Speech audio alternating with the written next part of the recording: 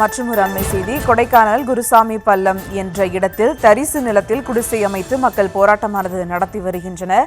மேலும் விவரங்களோடு இணைகிறார் செய்தியாளர் குறிஞ்சிவேல். வணக்கம் குறிஞ்சிவேல், விவரங்கள்.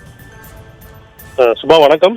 திண்டுக்கல் மாவட்டம் கொடைக்கானல் வில்பட்டி ஊராட்சிக்கு உட்பட்ட குருசாமி பள்ளம் அருகே இருக்கக்கூடிய அரசு தரிசு நிலத்தில் சுமார் 60க்கும் மேற்பட்ட குடும்பத்தினர்கள் குடிசை அமைத்துள்ளனர்.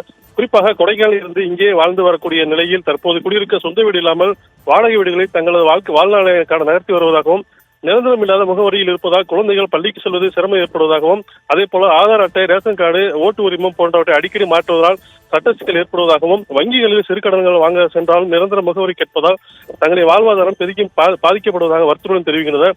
இந்த நிலையில் குருசாமி பள்ளம் அருகே இருக்கக்கூடிய அரசு புறம்போக்கு தரிசு நிலத்தில் சுமார் 1.25 ஏக்கர் நிலப்பரப்பில் தற்சமயம் குடிசை அமைத்து 60க்கும் மேற்பட்ட குடும்பத்தினர்கள் அங்கே தங்கி சமைத்து சாப்பிட்டு வருகின்றனர்.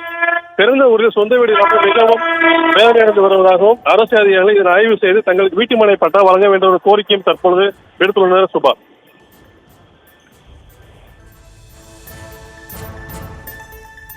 விவரங்களுக்கு நன்றி குறிஞ்சிவேல்.